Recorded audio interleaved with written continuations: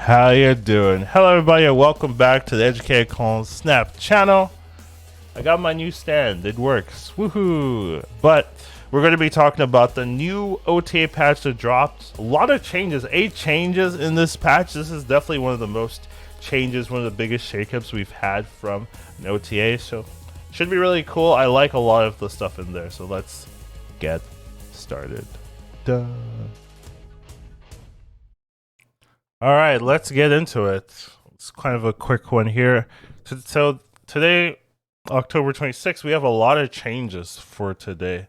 A lot of impactful changes, some I wasn't expecting as well. So definitely cool to see that they're trying to keep top of the balance. First one we have, I wouldn't say the most important, but very impactful, is Elsa Bloodstone is getting nerfed from same power 2/2, but now instead of giving it +3 power, it's giving +2 power. I think this is something we should, like, something that should have been released with, like, it shouldn't have been +3 power, right? Like that was already very strong, but I thought they were gonna wait until the season was over before they changed that. But season's almost over, right? So basically this is the nerf that, you know, Elsa should get. I would say Loki also deserves this type of nerf, right? Like these are season pass cards that I think came out overtuned and needs adjustment in some way. So definitely happy to see that they're doing that. I hope that they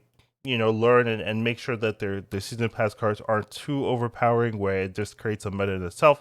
Also, it's played in almost any deck you could want because it was just so easy to make it feel like it gives you value. Now you kind of have to build around it a little bit, so it's going to be not as easy to just like slot in everything. So Elsa Landon took the metagame by storm almost immediately. We sent it to make a strong card, but a few factors led us to risk too much with Elsa, and we're aiming to learn from those in the future. Yeah, so I hope they learn and they don't like release these overpowered season pass cards, because it's just like too meta warping in my opinion, where like if you don't get it you feel like you're missing out. So okay to see that.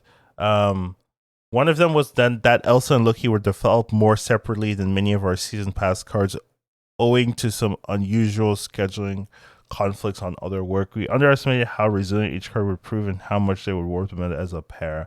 Our current set of 2-cost cards can too easy lock specific enemy strategies and counter away, with Elsa making up for any power inefficiencies they might have.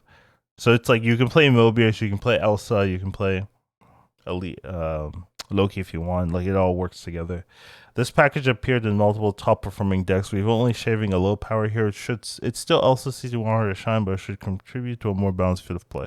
Yeah, I mean I still think she's playable with this nerf, right? Like you can still do some really cool things with the card. Is just not going to be like, oh my god, right? Like if I don't play Elsa style, I'm going to be very behind. So I'm okay with this. Loki's also getting changed. I've been asking for Loki nerfs forever. This is not the nerf I was expecting though, right? Like I was thinking making it a 3/3 or something like that. They're making it a 4/5, which is a lot worse than making it a 3/3 in my opinion. So same ability, but it's a 4-drop instead of a 5-drop. I mean if you're playing Zabu, but then again, right, Mobius messes with both Zabu and Loki, so it's gonna be weird. Loki's been a tricky card for us. Our internal Loki decks weren't as boldly aggressive as the top ones proved to be. Yeah, I mean obviously the players will be better than the playtesters currently, right? Like unless you get something different, that's going to be what the case is. So it makes sense that you wouldn't see, oh my god, right, these Loki decks are insane compared to like what you do in your playtest. And there weren't so many different versions after release that we wanted to. There were so many versions after release that we wanted to better understand its core strengths out in the wild before making the adjustments. I don't know. But and yes, having Loki be a top card for Loki season was also a goal for gameplay. So yeah, they're admitting like, yes, money motivated us a little bit. Who would have guessed? Like everyone knows this. The same way we want to move to meta during Spider Versus and destroy for big in Japan. Loki's strength seemed very best at the top of the ladder. Yeah, it's a card that gets better the more you understand about the game, right? The more you can be like, oh, what are they playing? When do I want to play Loki? When is it good, right? Like a lot of times, like regular Loki players, right, they just play Loki everywhere to every composition. Sometimes you don't want to play Loki for just to play Loki, right? Sometimes you just want Loki because it's a 3/5, right? Like it's a 3/5 that could really scale up your collector, that can give you some synergies, you know, things like that. So definitely definitely a card that lets players leverage a skill with more average performance limits rank. With all that said and done, we determined Loki was offering a lot of freedom and adaptability as a 3-cost card with high power. Yes, that's true. As a lot of them compete for priority. We're hoping this change leads to Loki decks that care more about which cards to get and how to play them, as opposed to slamming raw power at an efficient cost. Yeah, I think this is fair. Like 4/5 is worse than a 3/3. I would say in terms for a Loki deck. So this is a bigger nerf than even I was expecting. The only caveat is like if you're playing Zabu, right? Like then it's not a change, but I don't think a lot of people are playing Zabu with Loki anyways. And even if you were doing that, that's still an adjustment you have to be aware of. So this is going to matter. So I'm down to see how this feels, right? I'm down to see how this feels. And then, you know, based on how it feels, we adjust. So yeah, 4/5 is definitely impactful. Like the thing I did not like as a 3-drop was like it was so well statted, and its ability was insane, right? It had insane stats and its ability to say 4/5 is not insane stats. That's not like wow. So you're getting your benefit through the ability, which is what it should be anyway. So yeah, definitely a impactful change. I think you'll see less Loki. Doesn't mean Loki's dead, but I do wonder how people are going to build around Loki with this new change. So happy with this change generally. Like toning Loki down was the goal. That's what this does. Toning Elsa down was the goal. That's what it does. So these two changes, I think, are in the right direction for sure. Next up, we have the Collector. That's fine. Yeah, give Collector back his power. I'm agreeing. We make the Collector nerf with the express goal of weakening Loki decks. Yeah, given the above, yeah, okay, that's fine. I'm okay with this. Yeah, give Collector back his power. Super solid with that. Angela getting a nerf, right? This is a big nerf too. It's going from +2 power to +1 power, though you are getting a 2/2 base stats. So, like, let's say you play 4 cards in the Angela lane. Normally it's a 2/8. Now it's a 2/6. So that's very meaningful. That is actually very, very meaningful. We've been avoiding this change for a while, with many other adjustments trying to rein in the Angela package and provide more diverse ways to build early power while retaining this linchpin card for some decks. However, those effects have only dragged other cards down as Angela continued to soar, accumulating in a week with Angela in 4 of our top 5 decks. It's time to see how Snap looks without Angela's a massive power source. We're so this change will reverberate throughout the metagame in ways we can't yet predict.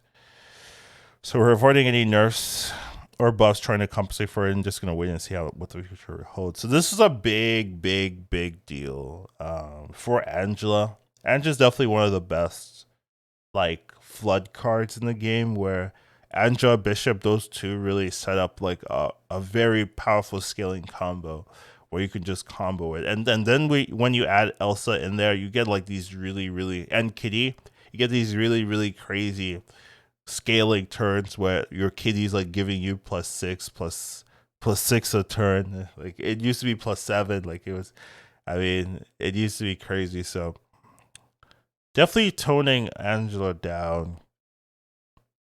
How do I feel about this one? I mean, I can see, so what they're presenting, that Angela was like overperforming one of the best cards in the game by far in 4 of their top 5 decks, which is very significant, right? Because they have the data to really focus on what is doing the best, and Angela was. So they're looking at the data, they're like, okay, this was crazy. Now the question is this because of Elsa?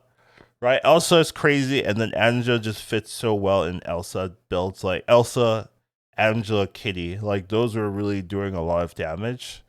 Like that's very possible, but they have been saying like Angela has been consistently good for a long time, so they want to just change it up and see, okay, if Angela's just statistically weaker, how do decks change? So this is more of an experiment, it seems. I'm not sure. I'm okay with this change. It's fine, right? Like I'm not sure like this was like, hey, we need to kill Angela. Not that Angela's dying, but it is getting significantly worse, right? You're losing 2 power. Sometimes you're losing 3 power, right? Because sometimes you'll play 5 cards in the Angela lane. So a lot of times you're losing 2 to 3 power. And if you're not playing Angela early, it's a lot harder to justify playing it at all. Right? Sometimes you can just like, hey, I'll just play 2 cards and it's still okay. Here it's, well, if you play 2 cards, it's still fine, actually. But if you play 3 cards, then you're losing power. So I don't know. I guess I'm okay to withholding judgment for now and then seeing how the game feels without it. But yeah, definitely a big nerf to Anja, but it was definitely a very strong card, so I could see where they're coming from in their rationale. All right, next up we have Sauron. Sauron's getting hit out of nowhere. So it's going from a 3/3 to a 3/2. This change might seem surprising, but Sauron has quietly been one of the strongest cards in the game. Yeah, I mean, Sauron Shuri, that's basically what this is, right? Sauron Shuri. So this is another nerf to Shuri. That's what this is, right? Like, this is another nerf to Shuri, but Sauron is like the one doing the work, right? Like, when you look at it, it's the Sauron Shuri decks doing well. They nerf Shuri. Shuri's still doing well. So they're like, we need to nerf Shuri again. However, we don't want to make Shuri a 0-4 or 4-0, right? Like, so they're hitting another well-performing card in there. They don't want to nerf Red Skull again, right? Because that's a huge nerf to Shuri. So now they're nerfing Sauron, which is funny. I did build a Sauron deck, right? Like a Dracula Sauron deck, and that would hurt this one. So Sauron is good, so I can see where they're coming from. It's been one of the strongest cards in the game for quite a while. Sauron decks are almost never outside the top 10, often in the top 5, while Sauron himself is often our highest win rate card. Sauron is often their highest win rate card. That's huge. Okay. There are other elements at play here. Yeah, of course. Sauron doesn't see play in other decks, which does inflate his metrics, but the deck has finally crossed the line for us. Don't worry. We have some potential new tools for him in the future. Yeah, I honestly can see this. I always thought Sauron was very solid, even though it was like very simple. It was a very solid card, just good stats, right? And especially with Ebony Maw, like you activate Ebony Maw, just like really, that's a really powerful thing to do, to be able to play Red Skull Ebony Maw turn 6 or something like that. Taskmaster Ebony Maw turn 6. Those are just really strong things to do. So I could see Sauron being touched just a little bit. This is fine to me. It makes sense. Uta going back to a 1/2. Yeah, this is fine. I don't think you get to nerf Uta. Like no one was like, oh my god, this card is broken. No, I'm not hearing that at all. We probably were shooting low to make sure we correctly gauge the effect. Now that we know we're showing him a 1/2. We're also pleasantly surprised to see people trying him out in decks. Yeah, I mean, sure. I think this makes sense. A 1/1 was crazy bad, so, and the ability wasn't like game changing, so I'm okay with this. Hellcow is interesting. It's going for a 4/6 to a 4/8. That's massive, honestly. I do think no one was playing Hellcow at all, so getting this buff is meaningful. You might try Hellcow in some of your decks, but what deck would you really want to be playing Hellcow in? Yeah, that's in Swarm decks, I guess. But then yeah, I mean, I could see where the issues lie, right? Where do you actually want to be playing Hellcow over MODOK? But you can still kind of make it work. It can be like a replacement MODOK, especially if you're playing Hela and stuff like that. So definitely interesting.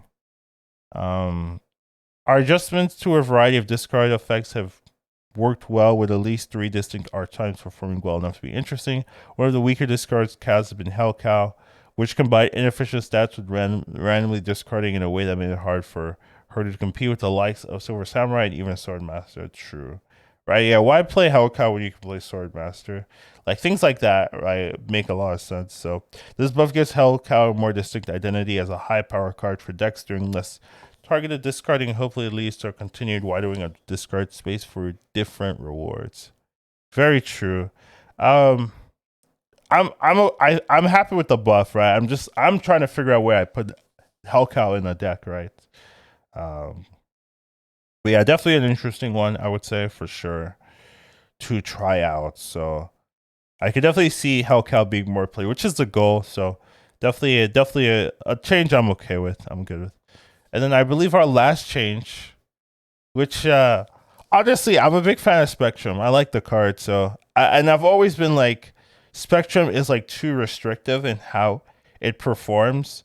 So they're buffing Spectrum. I think what people wanted was like give ongoing cards +3 power, but that's probably too strong, honestly. Like that's like way crazy, right? Because that means like in a lot of cases that's like giving Spectrum a +5 power boost or more, right? Like it's very easy to have 5 ongoings if you're building a Spectrum deck. So you know, that's like making it from a 6/5 to a 6/10, right? With this ability now. So I think this is a little bit more justified just to give it +2 power.